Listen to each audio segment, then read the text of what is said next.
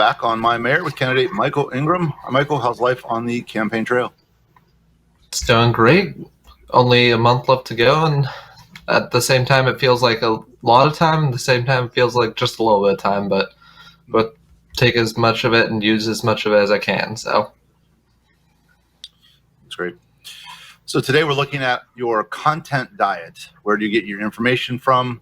And we've asked you to break it into 3 categories: your news content, your non-news learning, and your guilty pleasure or your fun recreational content. So let's talk about your content diet. all right, sounds great. So for the first one, my news diet, that I try to take as many sources in as possible, not just for issues of the city. I usually stick with Tampa Bay Times, St. Pete Catalyst, and if we go to more national issues, then we're going out to CNN, NBC, and if we're talking major issues like geopolitical issues, that I try to pull in as many sources as I can, often going into French or Russian sources. Those are 2 other languages that I'm able to speak. And so I try to pull in my knowledge from as many places as I possibly can, just because I like to stay informed properly. And every source has a bias unless it's coming directly from a quote. So I like to try to see as many angles of the same thing as possible. Makes sense.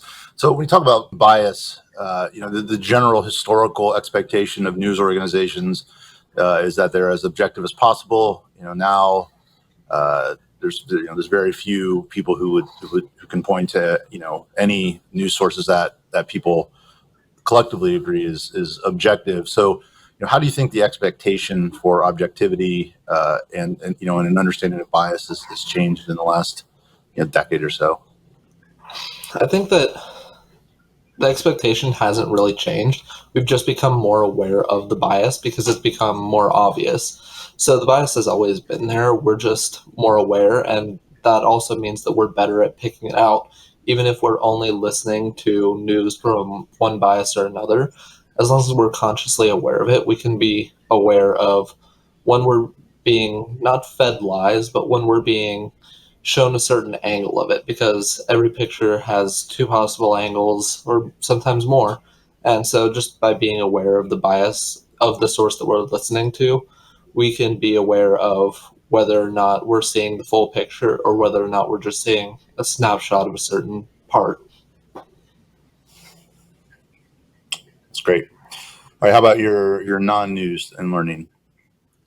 My non-news and learning, well, a lot of my learning, I've been, especially being young, I've been putting in somewhat recently, but that's a relative term. Being the first candidate filed, I filed all the way back in February of last year, means that I've had a lot of time to do my research to be prepared for this role. And so by doing my research so far out, I've really been able to not necessarily take it easy, but it's not like cramming the night before a test for every debate, every forum, every time I talk with someone. I've been able to store up a lot of information that I know and have a lot of resources prepared so that I can continue to learn and better myself in preparation for this role. So I've been really working at going out and getting as many resources as I can, and still being a college student, I have a lot of access to scholarly research that I try to use as much as possible.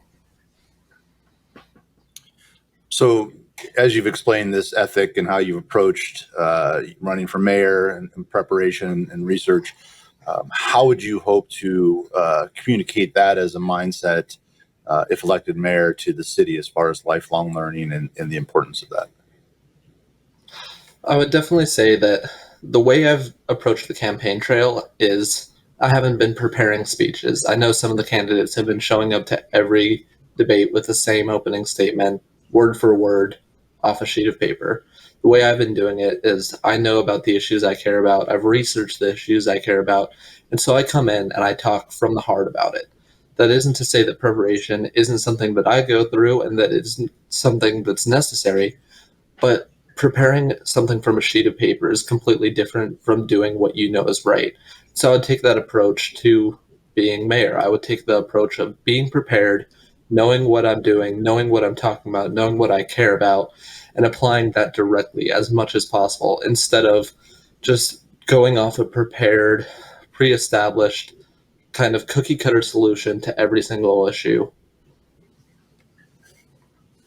Makes a lot of sense. All right, and how about the fun stuff? How do you what do you do for recreation and to relax? What kind of content are you absorbing?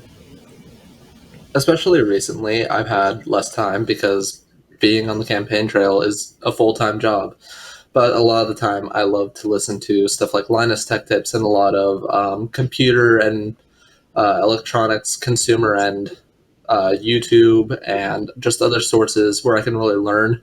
Working on computers is something that I love doing. I buy a bunch of broken systems, try to fix them up, and then just resell them for cheap just because I enjoy doing it. And by doing so, I'm both helping people get access to the internet because that is especially recently an issue, but also I'm just being able to fund just working through on different systems because a lot of people would either have to spend a lot of money to get it done by someone professionally or they will just throw it out. So I'm just trying to do my part and actually keeping things computer wise in service out there and also just something I enjoy. So